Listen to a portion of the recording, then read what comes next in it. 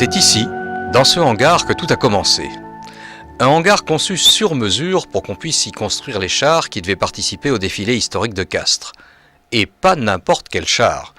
De véritables décors de théâtre, sur roues, tout en bois s'il vous plaît. Mais revenons-en à l'origine de cette manifestation, jusqu'à présent encore sans égal. Nous sommes au début des années 50, et un petit groupe de passionnés, animé par Jean Bory, horloger de son état, cherche une idée pour animer la ville et y attirer les touristes. Ils vont se décider pour un défilé. Mais pas n'importe quel défilé. Un défilé qui ambitionne de retracer, on dirait aujourd'hui de médiatiser, les grands moments de l'histoire de France et du monde, en autant de tableaux vivants.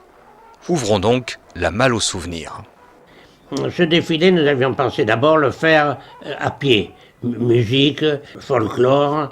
Et après avoir bien discuté, je crois que c'est M. Dupont qui avait eu l'idée de dire mais si on entrecoupait ces groupes par des chars qui représenteraient une scène de l'histoire de France et même du monde. Partant de cette idée, nous avons essayé de monter ce qu'on a appelé le défilé historique. Et le succès fut immédiat. La France d'alors n'avait pas encore le culte de la télévision et des séries américaines. On se déplaça donc en masse pour assister à ce spectacle de rue d'un genre nouveau. Au point que les organisateurs ébahis se virent contraints de réguler un flot impressionnant de véhicules et de gérer la foule des touristes venus des 4 coins du pays. Nous amenions 100 000 personnes à Castres, ce qui était une chose importante. D'ailleurs, j'ai devant mes yeux le diplôme de Grand Prix national. Nous avons été primés sur le plan national pour cette manifestation d'ailleurs. Et pourtant, il ne faut pas croire que les choses aient été simples. Les années de guerre ne sont pas loin, et la France encore convalescente se reconstruit à grand-peine, en même temps que s'ébauche une profonde mutation de société. Il fallait alors un certain culot, voire une sérieuse dose d'inconscience pour se lancer dans une aventure aussi complexe que la création d'un festival d'histoire dans une petite sous-préfecture de province sans grands moyens. Le départ a été difficile. Nous n'avions pas d'argent, nous n'avions pas de subvention. Nous sommes partis à 4 en disant si on a un coup dur, il faut faire quelque chose d'important. Et si ça claque, il faudra qu'on y soit de notre poche. Ça n'a pas claqué. Dès la première année, ça a bien marché. On nous appelait les 4 mousquetaires. Il y avait Mas, Dumont, Tourelle et moi. Mais nos mousquetaires en voulaient. À défaut de moyens, ils avaient des idées. Et pas mal d'entre-gens, ça aide. Ils avaient aussi du temps à consacrer à leur projet. Beaucoup de temps. Car ils allaient vite le comprendre, une telle entreprise ne laissait aucune place à l'improvisation.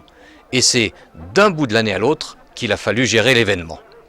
Ça durait 3 mois la préparation. Nous la préparions d'une année à une autre d'abord. Le point de vue réalisation des chars, elle se faisait 3 mois avant.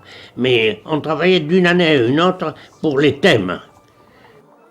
Une fois le thème défini, nous revoilà à notre problème de hangar. Très vite, en effet, on est passé du char classique en carton, type Corso Fleury, à des réalisations beaucoup plus ambitieuses. Pour remonter le fil des siècles et évoquer un instant précis de l'histoire, il fallait une véritable mise en scène, un décor mobile, dans lequel s'installeraient les personnages de l'épopée. Seulement Castres ne disposait pas de locaux à la mesure de cette démesure. Certains chars pouvaient avoir la hauteur d'un immeuble à 2 étages. Alors, l'association du festival a fait construire le bâtiment qui convenait sur un terrain offert par la ville. Il fallait trouver un hangar assez grand pour que nous puissions sortir ces chars du hangar. Et ça, c'était difficile. À tel point que nous avons décidé, la 2e ou 3e année, parce que vraiment c'était trop difficile, de construire un hangar. Et au Ray, nous avons construit un hangar dont le portail avait 8 mètres de haut. Nous sommes alors en 1955, l'année qui marque un tournant décisif pour le défilé. On oublie définitivement le style carnaval et un grand artiste, peintre d'icônes, Nicolas Grechny, va rejoindre l'équipe des pionniers pour concevoir ces décors ambulants et leur donner une touche très personnelle. L'expression tableau vivant n'aura jamais été aussi bien justifiée. Ces chars n'étaient pas en carton ou en papier comme dans un carnaval, ils étaient en bois. C'était vraiment du bois, c'était des décors de théâtre. Nous avons eu recours à ce moment-là D'abord pour les fabriquer, c'était Jean-Pierre Bouzou, dont je garde un souvenir magnifique du travail qu'il a fait.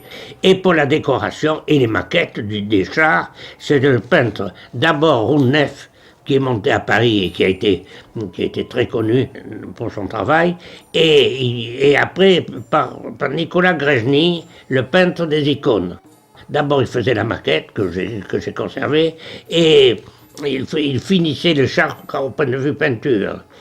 C'était quelque chose d'extraordinaire parce que nous avons gardé d'ailleurs des morceaux de chars sur lesquels ils avaient peint ces fameuses icônes, entre autres. Et quand on pense que ces chars étaient démolis à la fin du spectacle pour que les plateaux puissent nous resservir, puisque ça changeait tous les ans de thème, c'était presque dommage. Des exemples ? On pourrait en citer plus de 500 pour les 20 années que dura le festival. Mais certains thèmes ont plus marqué que d'autres. L'épopée napoléonienne, par exemple, ou l'histoire de l'armée, ou encore une reconstitution plus méticuleuse ou plus démesurée encore que les autres. On avait refait dans le détail le carrosse de la reine Victoria, attelé de 6 chevaux. Il avait fallu faire venir un cocher des haras de Rodez qui conduisait l'attelage. L'Arc de Triomphe, quand on avait fait la gloire de l'armée française, l'Arc de Triomphe est tiré par une automitrailleuse. Pour mettre toute cette belle mécanique en branle, il fallait du monde. Là encore, rien n'était laissé au hasard. Jean Bory, omniprésent, sillonnait le cortège pour parer à l'imprévisible. Et pour le reste, eh bien, il pouvait compter sur une équipe bien rodée. Chaque char avait un spécialiste, avait quelqu'un qui guidait, qui suivait le char tout le long du circuit. Donc ça faisait déjà 20 ou 30 personnes. Nous avions des jeunes à vélo qui, s'il fallait nous dire quelque chose, ils me cherchaient pour me dire ce qu'il y avait lieu de faire. Ça c'était pour la direction. Bon, nous avions tous les paysans qui venaient avec leurs chevaux. Et nous avions 30 chevaux à peu près. Alors, le propriétaire de chaque cheval était là. Je sais pas, mais ça représentait une centaine de personnes environ. Et puis, il y avait l'armée des figurants. Tous ceux qui, sur les chars, ou à côté, assuraient le spectacle. Tous bénévoles, tous motivés, et ravis de se glisser pour une journée dans la peau d'un personnage historique comme d'un simple fantassin anonyme. On ne boudait pas son plaisir. Et nous avions 1000 figurants. Voilà, c'était environ 800 à 1000 figurants, qui étaient sur les chars ou costumés à pied, parce qu'il y avait en plus toutes les musiques, car entre chaque char, il y avait une musique. À ce moment-là, nous n'étions que 2 en France à faire un défilé important. Il y avait Rouen, pour Jeanne d'Arc, c'était tous les ans pareil, et ils avaient 600 figurants. Et nous avions 1000 figurants, je pas des figurants costumés, hein. Tous les ans, c'était nouveau. Et à Rouen, ils allaient voir Jeanne d'Arc tous les ans pareil. Et ils avaient du monde quand même. Mais nous, ça changeait, c'était jamais les mêmes. C'est ça qui était le travail énorme de recherche. Et puis alors, retrouver les costumes, trouver quelqu'un qui en ait autant. On avait recours aux maisons de jeunes. Toutes les maisons des jeunes de la région. Et les jeunes étaient contents, parce qu'alors, pendant la semaine, on leur essayait les costumes, les mamans, parce qu'il ne fallait pas les couper, il fallait mettre une épingle, il fallait les recommander, et quand ils arrivaient comme ça, ils étaient parfaits. L'armée participait toujours. Nous, quand il nous fallait davantage de figurants, ou des gens plus grands, plus forts, l'armée participait. Alors nous avons toujours un groupe de soldats. Alors bien entendu, on leur avait dit, venez manger. Nous commencions à nous mettre à table. On mettait des bords, bien entendu, des tables en bois. On se met à table, alors c'était curieux de voir 500 ou 600 personnes habillées, Louis XIV à côté de Marie-Antoinette, à côté de tout ça. Il arrive une voiture, le colonel. Le gars appelle le président, m'appelle, j'y vais, je dis bonjour mon colonel, et il me dit, mais je viens voir, je reste content de mes soldats, au moins ils obéissent, ils font... Oh, je dis, nous sommes enchantés, c'est vrai qu'ils étaient gentils. Hein. Je le fais rentrer dans le hangar. Oh, c'est extraordinaire. Ça, cet ensemble. Ah, ça, c'est extraordinaire. Écoutez, vous permettez, j'envoie mon planton, il va me chercher un appareil photo. Alors, il est revenu avec son appareil photo, il a pris des photos. Je dis, c'est amusant parce que quand il le revoit, c'est un souvenir pour lui. Et c'est ainsi qu'un colonel photographe a déjeuné aux côtés de Louis XIV, de Marie-Antoinette, de Jeanne d'Arc et de Clovis, au milieu de ses propres soldats en tenue bleu horizon de la guerre de 14. La scène était surréaliste et les costumes sans défaut. En plus des costumes qu'on louait, quand on ne trouvait pas et que c'était trop important, ici nous les fabriquions. On voulait vraiment que ce soit le plus parfait possible. Plus étonnant encore, le défilé avait sa ménagerie. Au cœur du dispositif, d'abord une trentaine de chevaux prêtés par les paysans de la région de Castres et qu'il fallait entraîner à s'habituer aux contraintes du défilé, dans des conditions plutôt rocambolesques. Les chevaux, il les entraînait pendant un mois à l'avance à la Boulbène. Le maire de la Boulbène, qui était encore un de nos amis et qui était pris au jeu, les convoquait chercher les chevaux. Il les entraînait chez lui, à la Boulbène. On avait monté un des plateaux de 4 roues là-haut. Ils attelaient les chevaux à ce truc. On faisait venir les enfants castrés avec les musiques et les clairons qui montaient sur le plateau. Et ils promenaient ça tous les dimanches, parce que ce semaine ils ne pouvaient pas, dans la campagne, et les autres jouaient tant qu'ils pouvaient pour habituer les chevaux au bruit. Pendant 3 mois, ça se faisait. Les chevaux, c'était finalement de l'utilitaire. Pour le spectacle, le défilé a fait beaucoup plus fort. Il y a eu les serpents de Cléopâtre, les lions de Néron, les tigres du Maharaja, les ours des Pyrénées et quelques belles frayeurs rétrospectives pour le maître des cérémonies quand il s'est rendu compte, par exemple, qu'un dompteur n'avait pas hésité à promener son vieux lion en liberté au milieu de la foule plutôt que de le laisser enchaîner derrière les grilles de son char. Il y avait, ce jour-là, comme d'habitude, un bon Dieu pour veiller sur le cortège. Le roi de France, quand il avait épousé la fille de Pologne, elle avait amené en présent des ours. Eh bien, on a représenté le roi des chars représente le mariage, et derrière le char qui suivait avait des ours. Voilà la raison. Quand c'était Cléopâtre, il y avait des serpents. Quand c'était Néron, avec les jeux de cirque, il y avait des lions. Et on n'a jamais eu un accident. À partir de 1957, la cerise sur le gâteau, c'était pour la soirée. Conçus comme de vrais décors, les chars changent de rôle. Des comédiens s'y installent pour un spectacle son et lumière inédit. Autant de scènes que de chars, et une fois encore, quelques prouesses techniques et musculaires pour faire en sorte que tout s'enchaîne sans faille. On a mené un char, le bateau était fermé. Alors, tout d'un coup, ça s'ouvrait, la lumière s'allumait, nous avions 2 pylônes de chaque côté avec les projecteurs. Alors le rideau s'ouvrait, les chars, il y avait le char avec son décor qui était un décor de théâtre, comme je vous ai dit, ce n'était pas du carton, c'était du bois. Les figurants descendaient et nous avions demandé au grenier de Toulouse de nous envoyer 4 ou 5 acteurs de métier qui étaient, pas dans l'après-midi, mais ce soir-là sur le char, ils descendaient avec ces figurants et ils venaient jouer toute la scène qui représentait. Le rideau se refermait, on poussait vite ce char, on amenait l'autre à toute allure, derrière, ça se rouvrait, il y avait 30 chars. Il n'y a pas un théâtre en France qui ait 30 décors dans une soirée.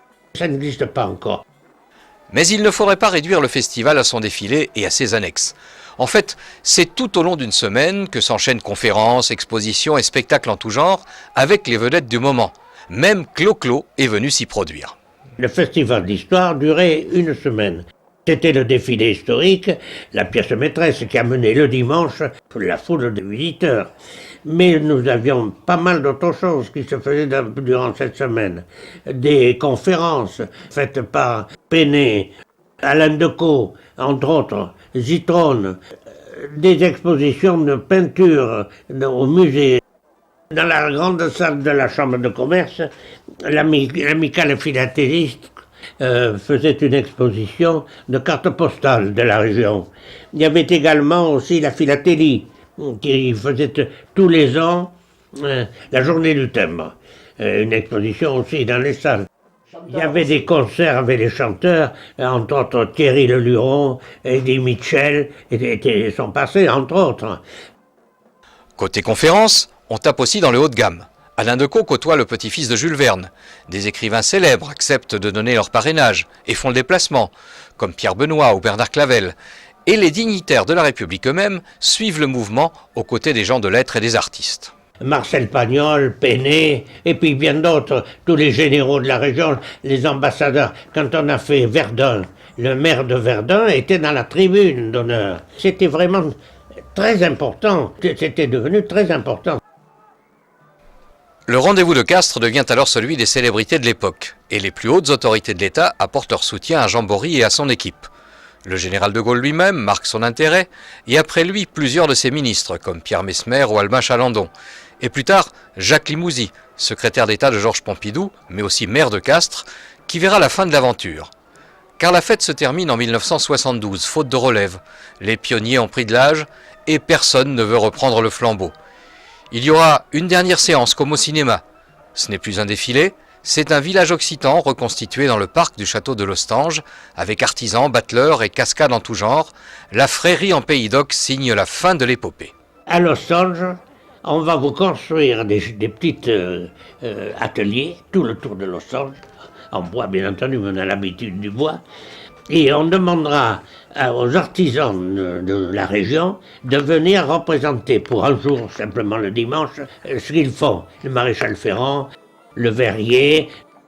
Même ça, on avait essayé de faire le maximum de ce qu'on pouvait faire. Comme les panneaux publicitaires installés sur les grands axes routiers de la région en ont porté témoignage quelques années encore après le tombé de rideau, le vieil hangar de Castres reste le dernier lieu magique de la fête. Il bruisse encore de souvenirs, de l'agitation et des rires qui l'animaient autrefois. Une porte se referme sur le passé, mais l'âme du festival est encore là. Il suffit de dresser l'oreille.